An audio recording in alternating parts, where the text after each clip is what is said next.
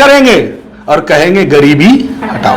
हम तो पहले ही बोले कि जो व्यक्ति 20 लाख 30 लाख रुपए खर्च करेगा तो पहले तो 20 लाख को लूटने का प्रयास करेगा। वो कहां से करेगा भैया? उसके पास क्या है? कुबेर का खजाना थोड़ी है। कोई भी खर्च कर रहा है, पूंजी लगा रहा है, वो एक तरह से इन्वेस्टमेंट है उसका। उसको पता है कि हम इसमें जाएंगे तो कमाएंगे। और सोच लीजिए, आपको बताए थे ना भी पैक्स का चुनाव हुआ, एक पैक्स वाला अगर चाहेगा 5 साल में तो 1 करोड़ रुपया कमाएगा। 1 करोड़ रुपया, उससे कम नहीं कमाएगा। इतना कमाई है पैक्स वाले में। तो देखता है आपा धापी ले 500 उ दे रहा, 2000 उ ले रहा, 1000। तो ये सिस्टम है हमारे यहाँ। तो यहाँ तो अच्छा, कमाई का जो भाग होता है वो सिर्फ वही नहीं कमाता है। कमाई होता है 5 करोड़, इसको बचता है 1 करोड़। बीडीओ को गया, सीओ को गया, डीएम को गया, एसपी को गया, सबको गया। एक सिंपल सा उदाहरण समझिएगा, बहुत आप मान लिया जाए, एक थाना मान लिया जाए, यहां पर 50 गो डीलर है, ठीक है। और 50 डीलर पर बांध दिया कि भैया तुम क्या करो, हमको 5-5 हजार रुपया साल में दो। तो कितना हो गया? 2.5 लाख रुपया नहीं हो गया? सिर्फ डीलर से। या हम एक उदाहरण बता रहे, या अन्य किसी से बांध दिया। अगर 10 लाख रुपया साल में एक थाना से आ रहा है तो उसको तो पता है, ऊपर डीएम जो बैठा हुआ है, जो एसपी बैठा हुआ, डीएसपी बैठा हुआ है, बोला क्या बात है जी, इतना आ रहा है, पहुंचा दो यहां।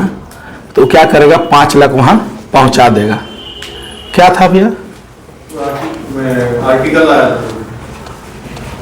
तो कहाँ घर हुआ? मिल जाएगा घर पे।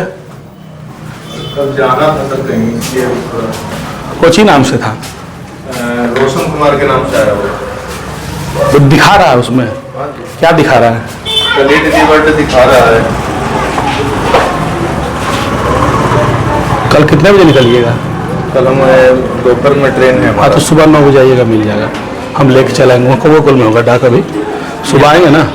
कौवाकोल से तो कल ही देखिए। हाँ ठीक है, हम नहीं रिसीव कर पाए होंगे, कल वाला नहीं हो पाया, नहीं गए थे कल। आज कल जाएंगे ना, ले लेंगे। कल सुबह 9 बजे आइएगा, मिल जाएगा, ठीक है।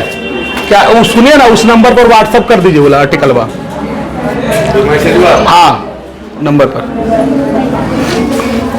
अब सोचिएगा कितना आया? 2.5 लाख रुपया या 5 लाख रुपया। कितना से? एक थाना से। अब एक जिला में सोचिए कितना थाना होता है? 10-20 गो नहीं होगा? तो 2-2 लाख रुपया सबको बांध दिया कि तुमको साल में क्या करना है, देना है। तुम कमाए कितना? 5 लाख में, 10 लाख में 5 लाख, और 5-5 लाख सब थाना दिया तो कितना हो गया? 1 करोड़। तुम्हारा जैसा पद वैसा इनकम। तुम थानेदार हो तो कमाए 5 लाख एक जगह से। वो डीएम है तो 20 थाना बांध दिया, कितना पर?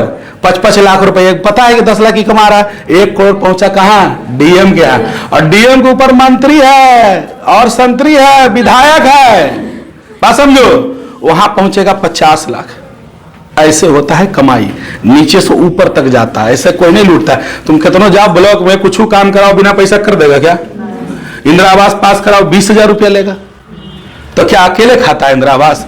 और उसको नहीं पता है कि वीडियो पैसा ले रहा है, पीआरएस पैसा ले रहा है, मुखिया 5,000 ले रहा है, सबको पता है, सब 55,000 रुपया खा रहा है।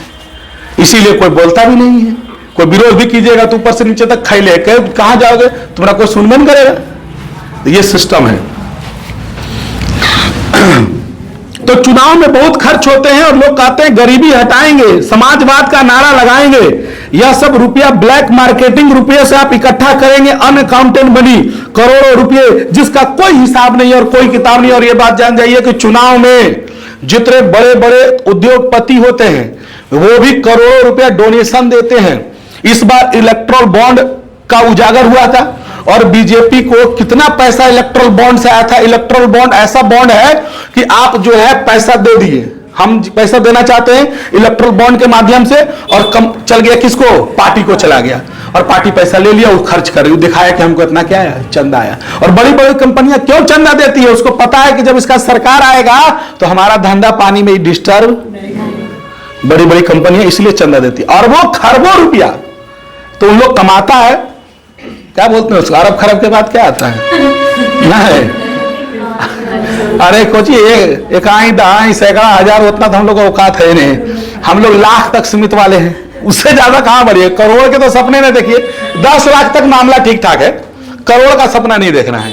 करोड़, 10 करोड़, अरब, खर्रब, तो ये तो 10 जन्म में हम लोग से होने वाला नहीं है। क्या बहुत ज्यादा हो गया।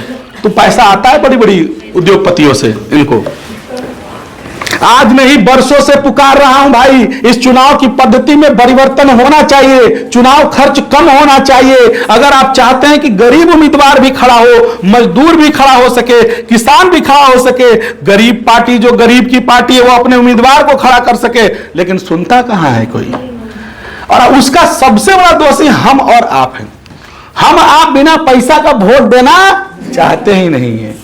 जैसी चुनाव आएगा, हमारे जो चाचा जी हैं, पिताजी हैं, भाई हैं, परिवार के जो सदस्य हैं, महिलाएं भी पैसा बांटते हो, पैसा कहां दलको नहीं, हम लोभ में रहेगी। और बात कहेगी है कुछ कमा के लिए न लिया ठीक से नहीं बने के धस गले तो ऐसे हो गलो, तो धसता नहीं पैसा ले वगैरह अच्छा लग रहा है। बाद में नली खोजो है तो नली बनी दे, अब मुंह खुलेगा पैसा ले लोगे तो किसी तरह उसके नजर में तुम बिकाऊ हो। लेकिन आदमी मानता नहीं है, और झूठो फलना बाबू जिंदाबाद, असम में 100 रुपए महुआ पी के टाइट हो जाएगा। पिला देता है 2-4 को काहे ले कि पी के दिन भर क्या करेगा, हल्ला करते रहेगा। अब पिला दिया, जिंदाबाद जिंदाबाद माहौल बनवा रहा है अपना। अच्छा आदमी सब कहता, सब पिला के 50 गोगरा साथ घूमता है तो कहता नहीं हो एकरे माहौल हो, एकरे दे दे भटवा, पैसों दे दिया, पैसों बिक गया आदमी। यह दिक्कत है। आदमी जो सही है वोट उसको दीजिए। लेकिन ये बात सुनिएगा, अभी 1 घंटा बाद जाइएगा सब भुला जाइएगा। क्या 1 घंटा में सब कहानी खत्म। जितना इस दारू बियर का नशा है तुरंत उतर जाता है। क्या हो, लेकिन अगर इसको जीवन में ढाल लीजिएगा तो फायदा में रहिएगा। प्रेस रिपोर्टों से पता चलता है कि इस आंदोलन के द्वारा दल विहीन लोकतंत्र की स्थापना करना चाहता हूं। दल विहीन लोकतंत्र सर्वोदय विचार का मुख्य सिद्धांत है, उस विचार का प्रचार है जो मैं वर्षों से करता आ रहा हूं। ग्राम सभाओं के आधार पर दल विहीन प्रतिनिधित्व स्थापित हो और इसका प्रयत्न भी करता रहा हूं, परंतु वर्तमान आंदोलन के संदर्भ में मैंने दल विहीन लोकतंत्र का जिक्र कतई नहीं किया है। फिर भी मेरे पुराने विचारों को लेकर जनता में, विशेषकर बुद्धिजीवियों में काफी भ्रम फैलाया गया है। केवल अपने कम्युनिस्ट भाइयों के भ्रामक प्रचार की सफाई के लिए इतना कहूंगा कि दलविहीन लोकतंत्र तो मार्क्सवाद और लेनिनवाद के मूल उद्देश्यों में से है।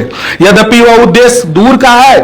मार्क्सवाद के अनुसार समाज जैसे जैसे साम्यवाद की ओर जाएगा और वैसे वैसे राज स्टेट का क्षय होते जाएगा और अंत में स्टेटलेस सोसाइटी कायम होगी और वो समाज अवश्य क्या होगा, लोकतांत्रिक होगा। उसी समाज में लोकतंत्र का सच्चा स्वरूप प्रकट होगा। लोकतंत्र निश्चय ही दलविहीन होगा। स्टेटलेस सोसाइटी शासन मुक्त समाज बनता जाता है, शायद ही दलयुक्त होगा। आश्चर्य है कम्युनिस्ट बंधुओं को इस मूल सिद्धांत का विस्मरण हो गया। मैंने जयप्रकाश जी का कहना है कि हम चुनाव लड़ेंगे, हमारी जो पार्टी हो, पार्टी नहीं होगी, हम गांव गांव घूमेंगे और गांव गांव घूमने के बाद देखेंगे गांव में बढ़िया आदमी कौन है, गांव में गांव की सेवा कौन करना चाहता है, गांव के बारे में सोचता कौन है, पब्लिक के लिए खड़ा कौन रहता है, वैसे को हम बोलेंगे तुम आओ चुनाव लड़ने। और तुम चुनाव लड़ो और पूरी हमारा जो पार्टी है, हमारे जो लोग हैं, जो जयप्रकाश नारायण के विचारों पर चलने वाले हैं, जो लेनिन के विचारों पर चलने वाले हैं, पूरा लोग तुमको क्या करेंगे, सपोर्ट करेंगे और तुमको जिताएंगे। लेकिन जीतने के बाद क्या करना है, लोगों के लिए काम करना है। और अगर जरूरत पड़े तो लोगों के लिए थाना, पुलिस, खून भी देने की जरूरत पड़े तो आप दीजिए, तब आप प्रतिनिधित्व कीजिए। जो प्रतिनिधित्व करता है उसको बहुत कलेजा होना चाहिए, बहुत उदार व्यक्ति वाला होना चाहिए। उसको अपने बारे में नहीं सोचना है, पहले सोचना है किसके बारे में, समाज के बारे में।